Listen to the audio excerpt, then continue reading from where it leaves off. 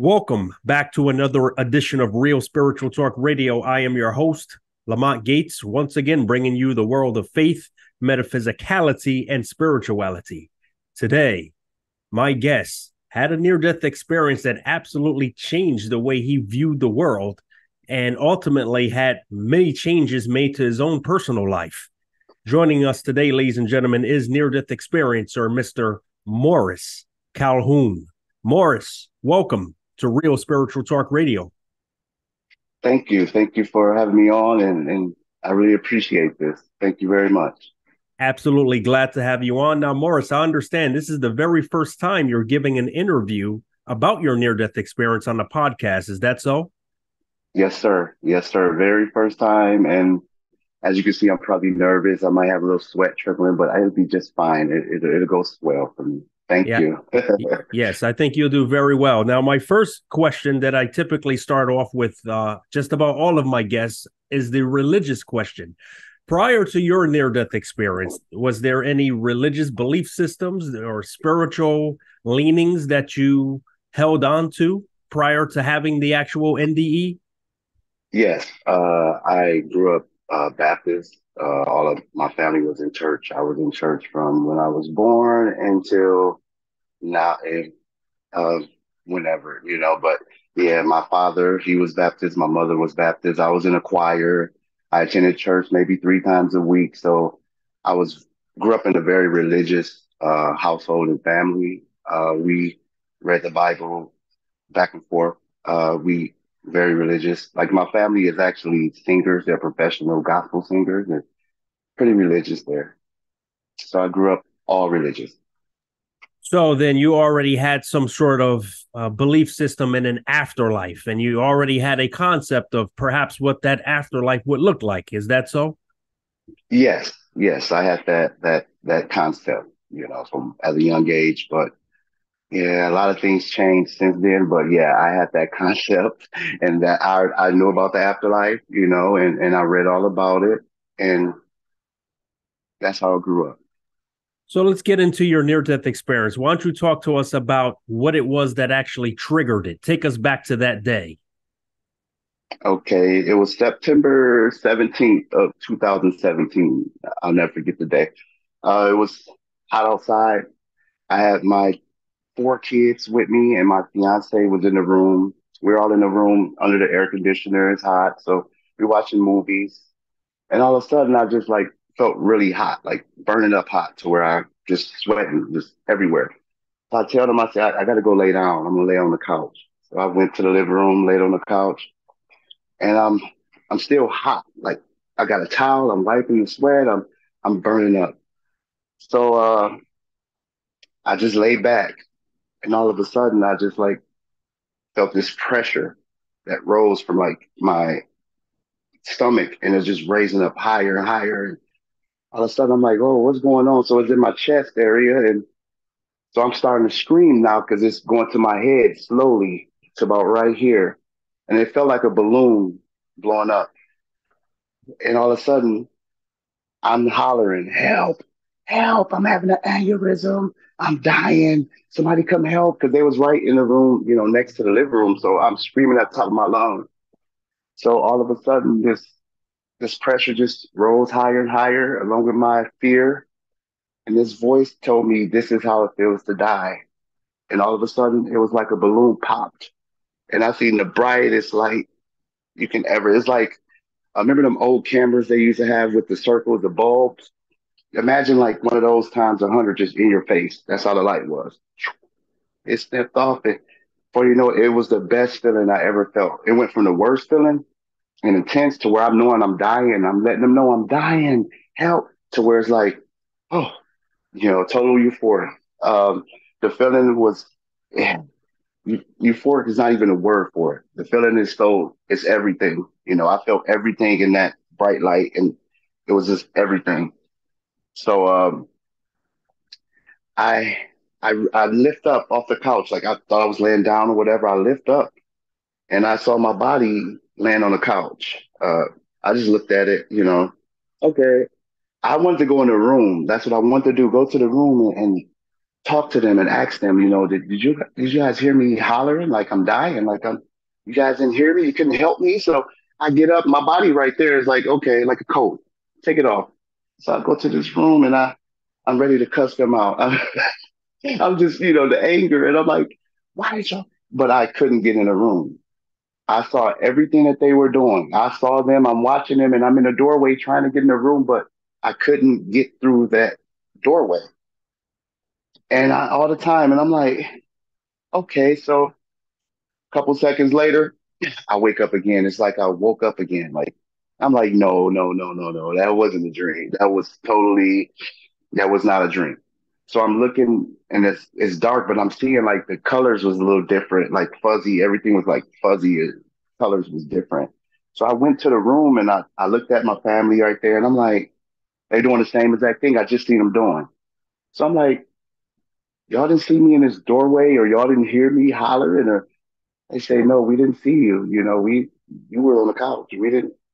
But after that, it's so much that happened, and I was telling my fiance about it because I didn't want to tell the kids about what just happened. I called, I'm like, dude, like something just happened to me. Like I think I died or something, man. Like this bright light and this light, it was everything. This light, but it's it's just the light, the feeling of that light. And I was telling her about, I'm like, this light was like super bright. Um, And I don't know, I'm screaming, I'm having an aneurysm. I saw my body even like I saw me lift up and I see my body on the couch. I was laying down. And so I'm letting her know. She's like, what? And I'm like, oh my God. Oh my God, here we go. You know. But yeah, I let her know. And then that is what happened with that right there. With the Okay. near death, it was that fast, Right. but it was everything in that light. And that So voice told me this is how it feels to die. The voice was firm. It was like it could have been male or female, like, but it was more just a voice. It sounded like some like a speaker in my ear, in my head, and this voice telling me this is how it feels to die, and pop, and then bright light, and okay, and that's that it, man. yeah, and that if I can ask you a few questions, it I'm sounds like sorry. you're reliving it as you're Oh yeah, talking about it. oh yeah. Uh, I get very excited when I speak about this. It's like it just happened, right? Like the feeling I feel, you know, you I can feel said that light. you said that you heard this voice, and I was just going to ask you, many near death experiencers describe hearing or feeling information. In other words, sometimes it's telepathic, but you're saying you actually heard this. It was audible in your ears. Yes, and it said this is how it feels to die. And that's when it popped and that bright light. As soon as he told me that or she, that's when it happened. Now, And you I've said I've never heard voices before. Like I hear voices, from people like us, but I've never been the type of person to hear voices and none of that stuff happened to me in my life. So you've never this was new. hallucinated before. This was No an sir. No sir. actual auditory experience that you had Yes, and sir. you never had before. No, sir. Never had it before. I never even heard about it. The weirdest thing is I never heard about this before I had it, I never really looked it up. I just thought it was people that talk to, they want attention. They can say, oh, they're lying about their near death experience. It's a lie. They just want to, but I understand now. It's real. It's real. So it sounds like you had an out of body experience. You said you left your body, you were able to look down at your physical body, and you said something very interesting. You said it was like putting on a coat. So did you not have any care whatsoever for your physical body? I looked at my body like I'm looking at this cup right now. It's nothing to me. And I just looked and it was, you'd think you'd be like, oh my God, my body. What's going It was like, I looked and it was like, okay, let me go to this room right here, just that quick. I just looked. It was fine. I'm going to get to this room because I got something to say to them up in this room right here. So, but yeah, it was like, that I knew it was me, I knew, but it was like, okay, this is me, that's you, but this is the real me. Like that's how I really felt through it, if that makes sense. So being outside of your body felt more real than being inside of your body, in other words. Yes, 100%. Mhm. Yes. That was the Many real in that light. what I felt with the light. That was reality. Like that was everything. That was everything. This is nothing to compare to that. Oh my God. That light, everything. That wherever I was and I seen me, everything. If you could describe some feelings that you felt while you were in that light, what are three words you could say if you could sum it up in earthly language? Peace, love, and everything. All that it ever is. Everything. It peace, love, and just everything all into it was no fear. It was no fear whatsoever. It felt like that's the real, and this is just something that I'm borrowing right now. But after that feeling, oh my God, it every time I think about it waters make my eyes water and I get jittery because that feeling is unmatched. It'll never be a feeling like that. Like Yeah, I could see how extremely moving this must have oh been yeah, for you. oh Uh, yeah. Now you said that there were people in another room. Were they in another room? Like you said, you were in the living room. Were they in a bedroom? Were they in the kitchen? Were they completely separated from you? No, it was a bedroom because my living room was like the bedroom door was right here, and you leave out the bedroom, and the living room was like right there. So it was the door right next to the living room, the bedroom door.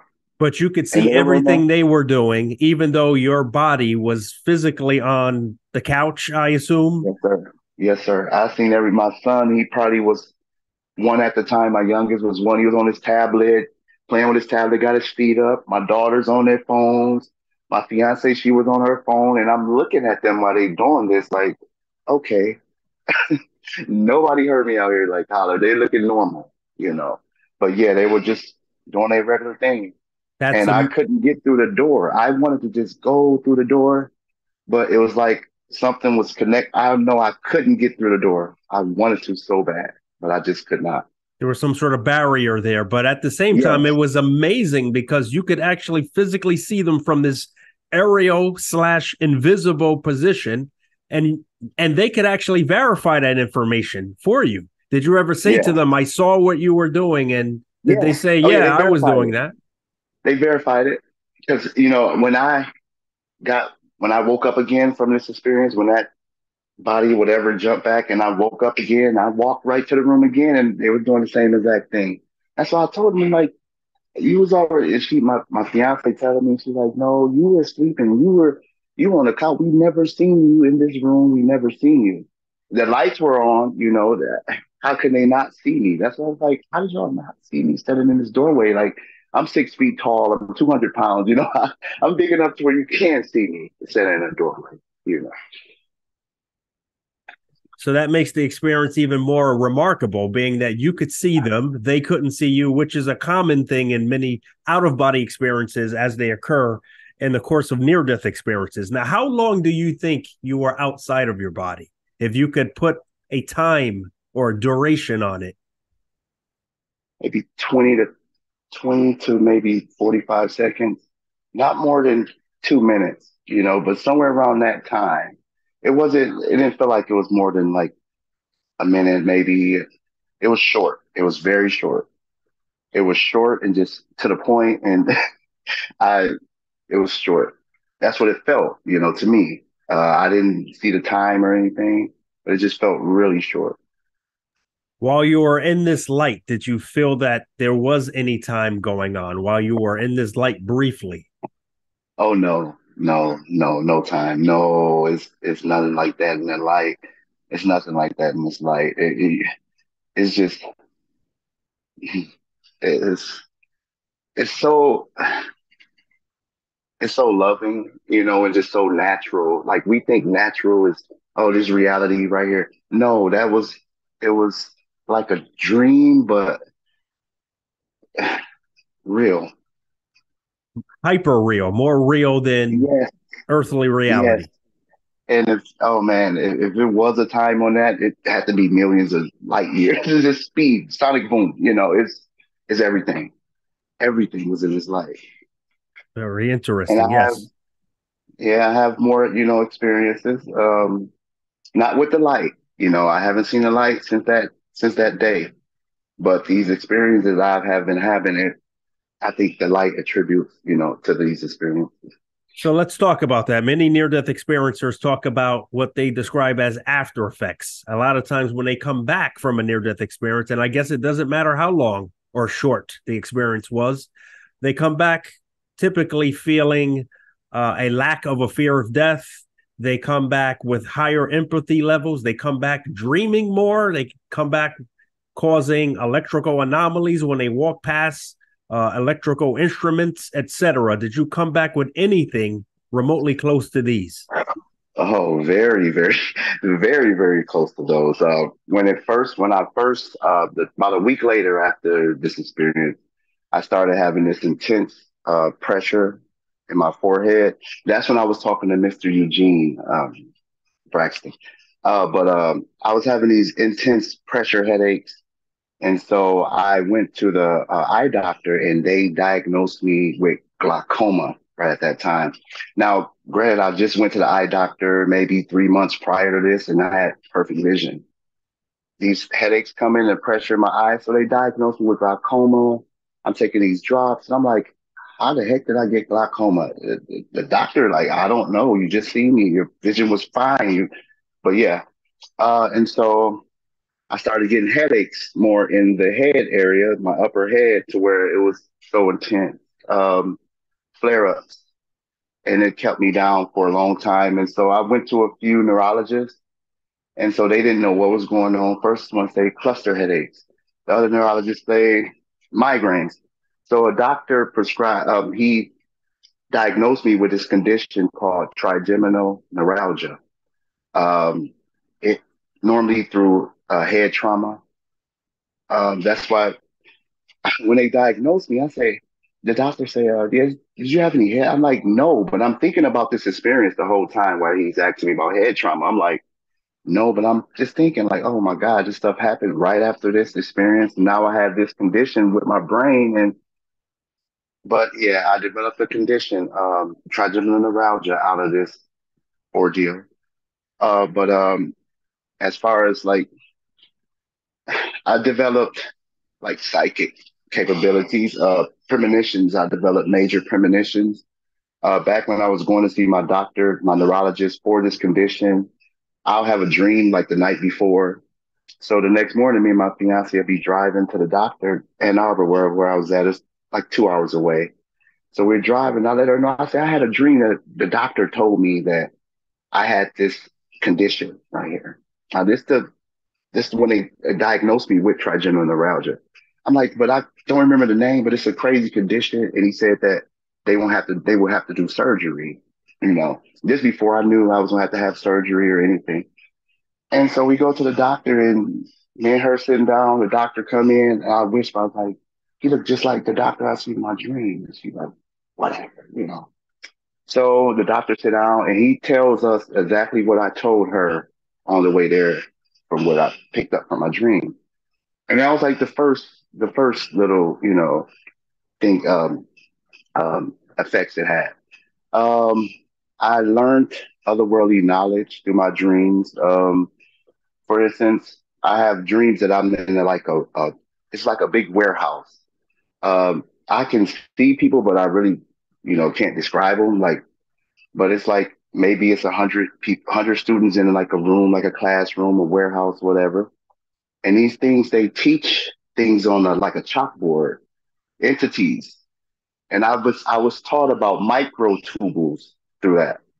Um, these things just go so much to where these dreams or visions I have, I had a vision or dream, and these things actually told me when my dad was gonna die, like the day. And it's been more like okay, I was scared at first, but now I'm like I'm not scared anymore because I look at it as special. Like I can have conversations with people. Say, for instance, me and my brother was talking the other day, And he's telling me about a football camp or whatever. He's like, yeah, this girl, her son's at a football camp and it got rained out of Miami. And I'm like, hold on. I say, and she won't be able to come back there for the next camp because she has to work. So my brother looked at me and he had his mouth wide open. He said, hold on, how did you know I was going to say that? And I'm like, you told me this a month ago. Like, you told me this. Like, this. He's like, no, I didn't tell you a month ago because I'm telling you right now. It's just going on right now. They're in Florida right now. And so it freaked him out, you know. But it's just things like that that I've been witnessing. And like I said, I learned a lot. It's like a big classroom and something be teaching on like a board. It looked like a chalkboard or whatever. And it teaches me things that I never even knew while I've been awake. I never knew about microtubules before in my life. Uh, it's interesting if you know want to look it up. And you've never had these types of dreams before. A lot of people may argue, there's a such thing as recurring dreams, but you've never had these dreams prior to No, your near death experience. no, no. You said something very fascinating. You said you were able to get the death date of your own father. And Yes. and were you accurate on that? Was it to the day? Okay, so November of 19, 2019, I had this vision. It was these entities again. It's always like a group of loving things. I can't describe them, but I know it's somebody there. And so they showed me a calendar, and I looked at the calendar, it said April 9th, 2020. So I'm like, April 9th. And I had like pictures of, my relative, my dad. So I'm looking at stuff and I'm like, what the heck going on? So this is November 19th. So, every month I told my fiance and my brother-in-law about it. I'm like, look, man, like these things showed me this calendar. It said April 9th, 2020. And so the months going by, I'm talking to my dad. My dad was 84. He was older, but he wasn't, ill or anything. He was doing good for his age.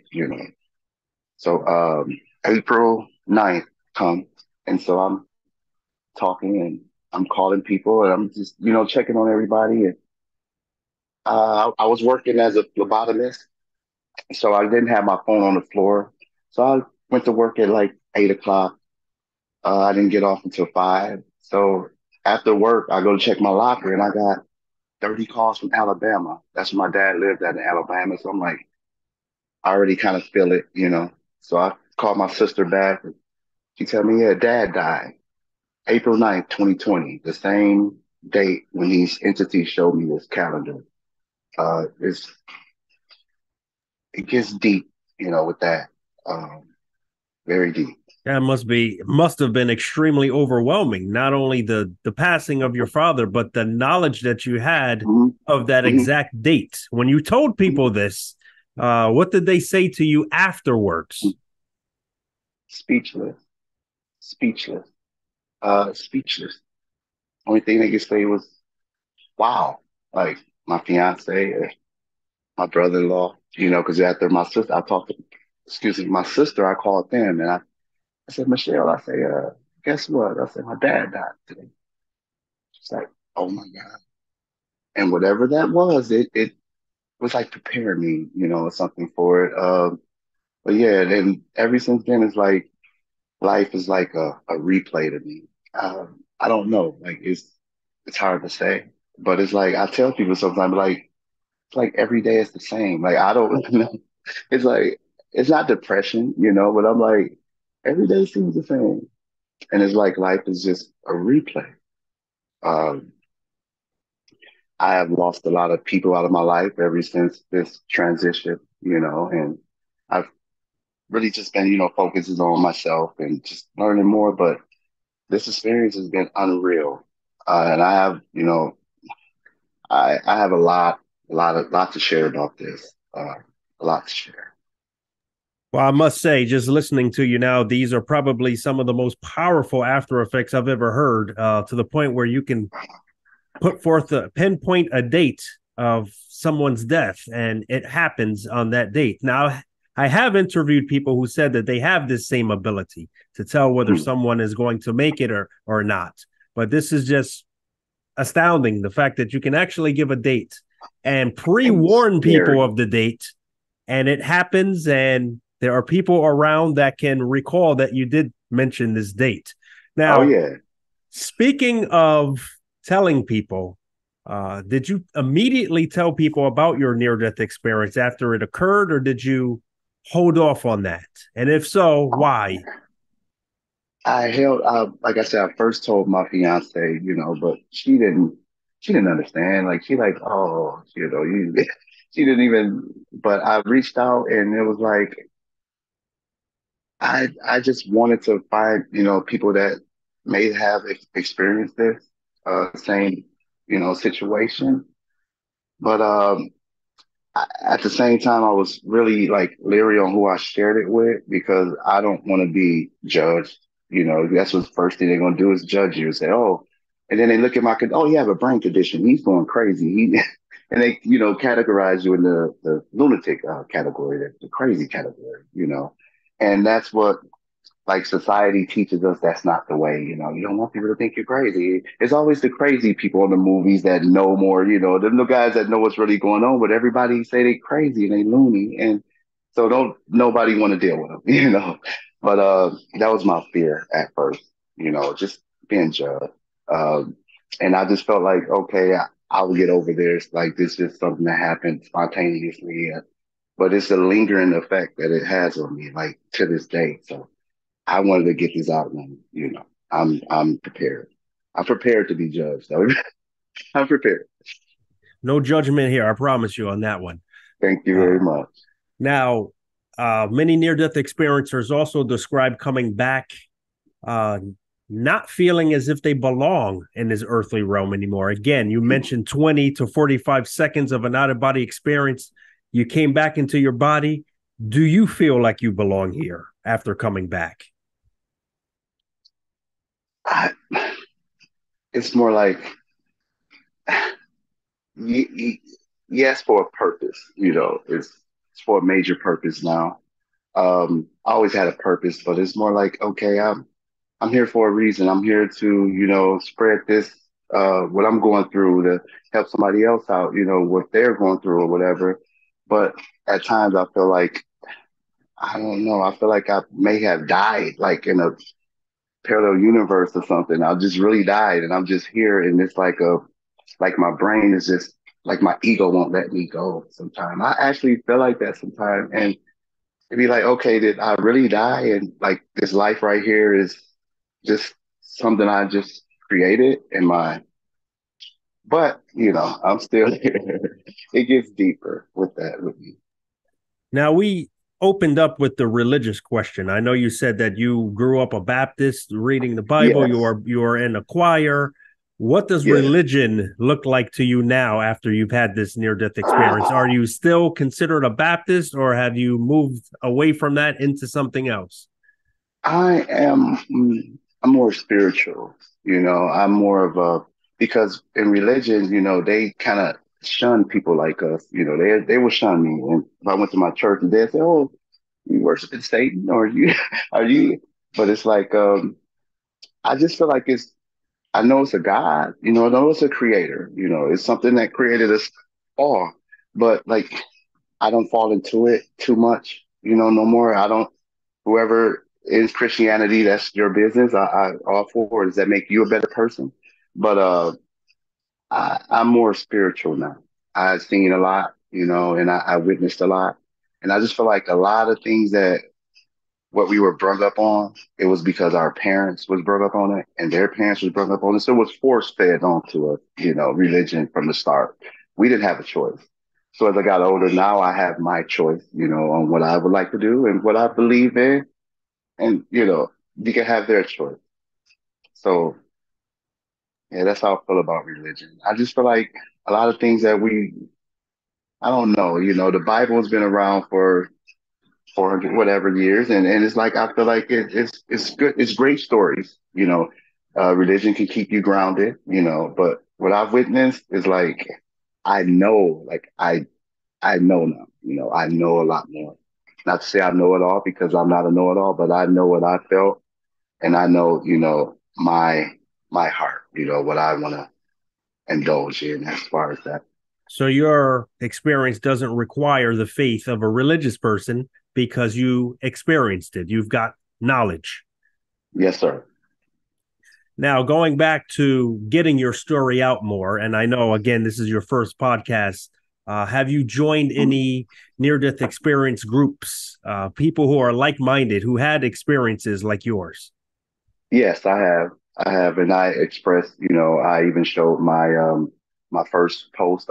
I post that in these groups still, and I still understand, that I it's something I'm still searching for. So that I'm still in these groups, and they help me out, with that like-minded individuals, that actually been through things that I've been through. But yeah, I love the groups. Very, very knowledgeable people in there, and insightful, and I'm I'm great to have those. Yes, because it sounds like you've done a lot of spiritual maturing almost overnight. You can hardly even contain yourself when you talk about your experience. So I could tell once again just how much it moves you. And the more I believe you get this story out there to other people and Yeah. add to the literature of near death experiences, the more hope I believe you're also going to put forth ultimately to the world. Yes, and thank you. Thank you very much. Well, with that said, Morris, I want to thank you very much for coming on Real Spiritual Talk Radio and sharing with us your absolutely fascinating account. Thank you. Whenever you want me on again, I have plenty of these to share. Like if you would, invite me back, I'll be welcome to come back and share my other experiences. Thank you. Absolutely. Sounds like you've got a lot to share. Once again, ladies and gentlemen, Mr. Morris Calhoun.